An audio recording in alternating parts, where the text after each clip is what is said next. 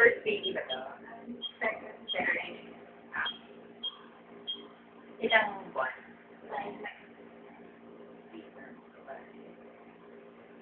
So napanganak mo siya ng normal. Nilabas sa puwerta. Nilasa ka?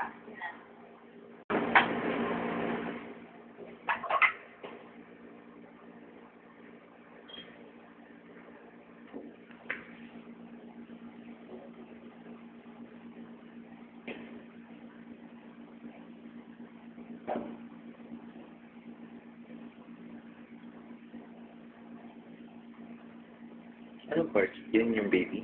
Yan yung head.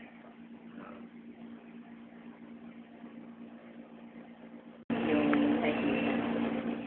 Yun yung difference ng 3D saka 2D. Kasi pagka, syempre 3D, yung more interesting sa inyo, yung nakikita kasi yung features, yung kamukha. So more kasi tinitingnan natin yung loob. So ito yung skull, tapos ito na yung head. Di ba parang hindi na space yung nakikita nyo, medyo hindi siya masyado. No? Pero okay yan, normal yan. Wala namang tubig sa loob. Medyo makakita kayo ng semblance ng face. Pero ngayon kasi papayat pa siya di ba? Kasi 21 weeks pa lang tayo. Ayan yung eyes. Ang socket ng mata. Tapos, ito na yung lower lip, tsaka yung chin. Ito yung hand. Naka-cover kasi yung kamay sa harap. Kaya medyo clear, no? Pagka nagkalayan, pag nagkalaman naman yan, makikita mo na lalo. Hindi lang ba yung kamay? Usually yung scan na parang yun yung bibilang ka ng fingers, ano siya yun yung parang, iba pa siya. Yun yung congenital, ayun. Pero overview, mukhang okay naman.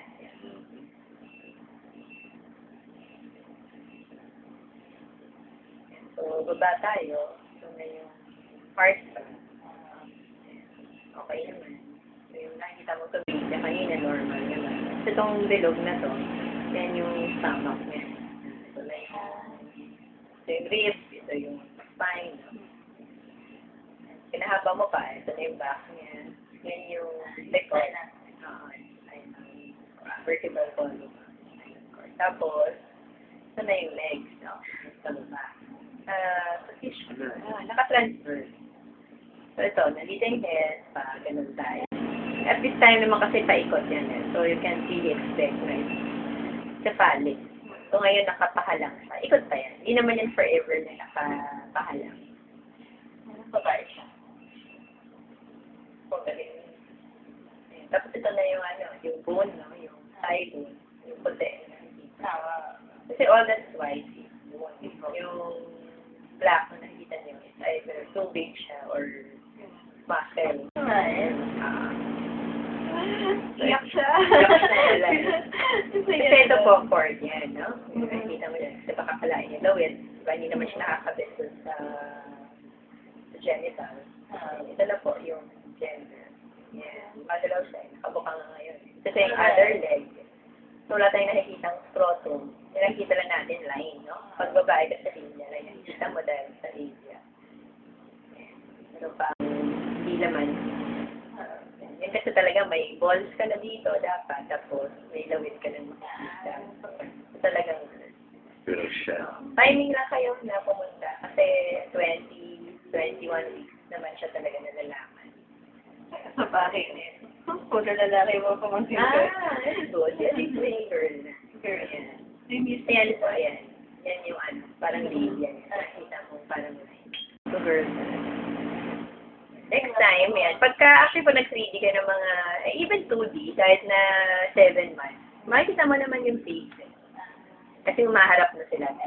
Importante kasi magkalaman, no? Kasi ngayon, syempre, payat pa yan. Dahil normal lang yun na payat pa siya. Kasi nagkakalaman naman sila mga around 6 months. Yan, may cheeks na siya. Medyo makita mo na yung talukap na no? Ayan, pagka nakabukas or hindi. Even with 2D.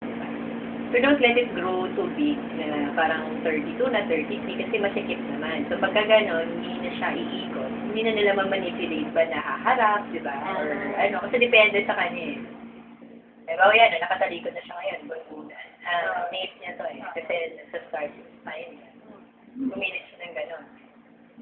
So yun, they wait, no? They wait for the baby na umikot, tapos ano. Kasi may hand. Gano'n, no? Pagka ganyan, nakikita mo rin na may hand. Cute kung naka-thumbs up. Pero pag nakaharap, wala kang makikita. Pero pag may mga hydroceph, may problema, no? Sa mga water sa loob. Oo, yan. So, wala. So far, okay naman tayo. Thank God. 27, okay. Hindi naman kailangan mag-congenital.